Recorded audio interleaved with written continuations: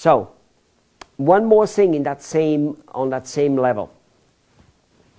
In order for you to repeat your marketing to many people, to as many people as possible you can. Keep in mind, even Bill Gates cannot contact all his prospects all the time. You know, so he contacts certain prospects in certain way over and over again. He cannot reach all people. Even he has a marketing budget problem. We all do. I'm not saying there is no marketing budget problem, because, you know, there is. Our resourcefulness will bring that down to a minimum nevertheless, or to at least improve it on a daily basis. By doing so, we make more money, and by doing so, we can even more market, and that's how it mushrooms again.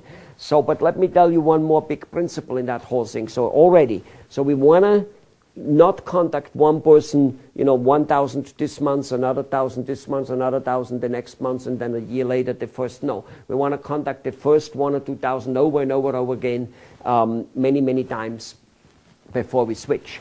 So, however, also a principle of quantity versus quality.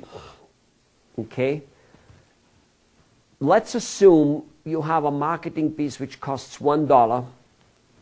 Okay, or let's just say in India 10 rupees or whatever it may be. So, you know, 40 rupees, 50 rupees based on the dollar. Anyway, it doesn't matter. It's just an example. So you have one marketing piece which costs 50 rupees and one marketing piece which costs 1 rupee. The 1 rupee marketing piece is obviously not as nice, not as beautiful. It's whatever. Okay, and the 50 rupees more nice and more gorgeous and more beautiful and more elegant and all that stuff. Which one do you use? The $1 one or the 10-cent one? Most people tell me all kinds of things. They tell me it depends on the industry. If you're in a high-class industry, they say it depends on what the prospect wants. The prospect wants nothing. He doesn't know you want to contact him. He doesn't demand high or low marketing brochures. He has no fucking clue. Let me tell you, the answer is rather simple. It always, you opt for more marketing pieces for the same money. Would it be ideal to have a pretty damn beautiful marketing piece, let's just say for $1 or for 50 rupees? Would it be good to have that for everybody and have that once a day? Yeah, it kind of would. You will never get to that level, you know, because it's actually not, or maybe it would actually, I should say, because the truth is, it's the normal, inexpensive marketing brochure in large quantity, repetitively sent, which is so much more effective than a than a good one sent only a few times. Would a very good one sent hugely many times and repetitively be better? Maybe, but only maybe. But actually, the truth is, the not so good one works just as well. Okay, you know, let's look at, for instance, just as at a small one example. In my own company, 20 years in business now, consulting doctors and other businesses and you know, printers and people who make coffee and fashion designers and name it. Not too long time ago, we sent out 10,000 letters. Now, 20 years ago when I started, if I would send out 10,000 letters, I would have gotten 100 inquiries, not sales, inquiries. And you might go, wow, that's very little. Well, actually, yes, it is. Keep in mind, the effort is always larger than what we think we get back. I mean, we never get back. Actually, that would be 1%, by the way. And actually, that is good. I attended a seminar at one time, and during that time, some, 18 years ago, and there was a colleague doing similar consulting, different, a little bit different, but a consultant nevertheless. And he found out that I get 1%, and he freaked out. He goes, oh my God, if I would get 1%, that would be fantastic. And he was actually bigger than I, okay? Quite a bit bigger than I. So in any case, 1% was quite good and quite acceptable. Inquiries. Sales, a whole different ballgame. 20, 30 some % of them in our particular field, industry, and with the way we operate. Other consultants may have total different numbers. There are no what it should be. Please forget about what it should be at any given time. Just look what it is, not what it should be.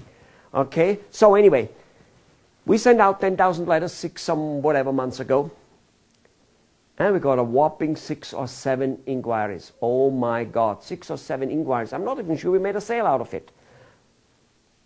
On the other hand, and by the way, those 10,000 letters costed $7,000 for us to send out. Very cheap letters, nothing fancy at all. And by the way, it was nothing fancy back then, 20 years ago either. We're sending out emails to 300,000 people, and we get 50 and 60 inquiries. How much does the 300,000 email cost us? Not even a fraction of the $6,000 the letters cost us.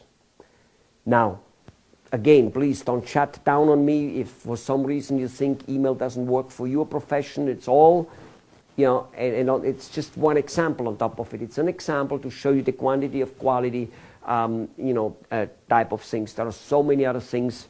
And on top of it, I don't think there's any industry in the world where email isn't going to do work. However, you might have to be resourceful on how to get the email. That's your responsibility to get the knowledge on how to get it, and I will give it to you. And of course, you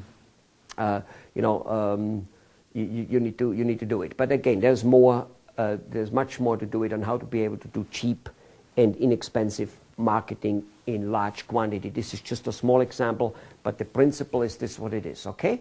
All right, repetitiveness, and always opt for the less expensive marketing. Don't get told by anybody that it must be and should be elegant and all those type of things. If there really is a need for large and elegant brochures and marketing, which on an average there isn't, trust me. Okay, I've dealt with very high-class companies in high-class products. On an average there isn't. But if there is, it would be sent to people who are already interested, not to the first chat of getting their first interest. This shit about like first impression is the last impression you get, and all that, you get no second first impression. That is so overrated, it isn't even true. How many of you are married to a girl where the first impression wasn't exactly the greatest one, and blah, blah, blah, and or you made no impression at the first impression, and you managed anyway. All right, so anyway, that's just all there is to it, okay? That first, I'm not saying one couldn't have a good first impression. I'm not saying that. I'm just saying life isn't over if the first impression isn't good. It's like, when the President of the United States speaks to the college or university graduate and says, your future, the future of the country is in your hand and it lasts on your shoulders, and go out there and your first job will be important. Or like even actually young kids get told the type of profession and the type of college and the type of topics you choose are going to be determining your life. What a bullshit. It couldn't be more untrue. Hardly any one of us works in the profession we have learned. Hardly any one of us does what we have learned in school as such. We do other things. No, life isn't over because your first impression isn't there. But the quantity of impression, if you don't do that, then your life will be pretty much over. All right, let's go to the next topic again.